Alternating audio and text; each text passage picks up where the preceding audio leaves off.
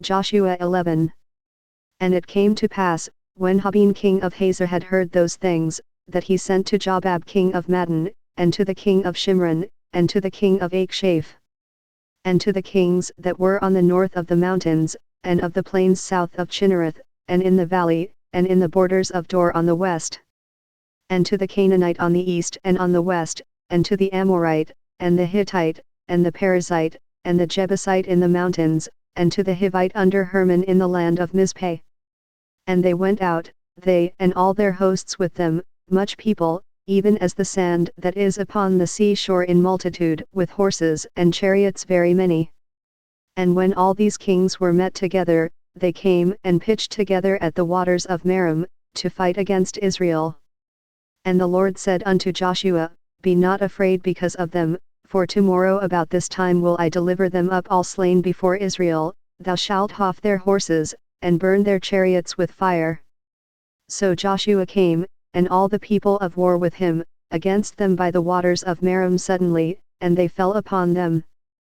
And the Lord delivered them into the hand of Israel, who smote them, and chased them unto great Zidon, and unto Misrephothmaim, and unto the valley of Mizpeh eastward, and they smote them, until they left them none remaining. And Joshua did unto them as the Lord bade him, he houghed their horses, and burnt their chariots with fire. And Joshua at that time turned back, and took Hazor, and smote the king thereof with the sword, for Hazor beforetime was the head of all those kingdoms. And they smote all the souls that were therein with the edge of the sword, utterly destroying them, there was not any left to breathe, and he burnt Hazor with fire. And all the cities of those kings, and all the kings of them, did Joshua take, and smote them with the edge of the sword, and he utterly destroyed them, as Moses the servant of the Lord commanded. But as for the cities that stood still in their strength, Israel burned none of them, save Hazor only, that did Joshua burn. And all the spoil of these cities, and the cattle, the children of Israel took for a prey unto themselves, but every man they smote with the edge of the sword, until they had destroyed them, neither left they any to breathe. As the Lord commanded Moses his servant, so did Moses command Joshua, and so did Joshua, he left nothing undone of all that the Lord commanded Moses. So Joshua took all that land, the hills and all the south country, and all the land of Goshen, and the valley, and the plain, and the mountain of Israel, and the valley of the same. Even from the Mount Halak, that goeth up to Seir, even unto Baaljad in the valley of Lebanon under Mount Hermon, and all their kings he took, and smote them, and slew them. Joshua made war a long time with all those kings.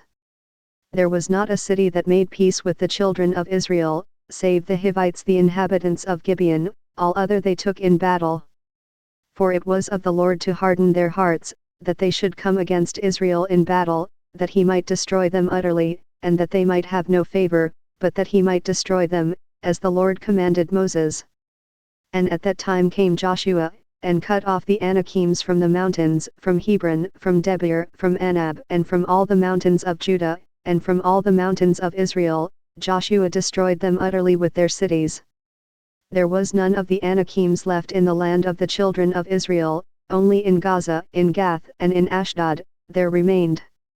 So Joshua took the whole land, according to all that the Lord said unto Moses, and Joshua gave it for an inheritance unto Israel according to their divisions by their tribes. And the land rested from war.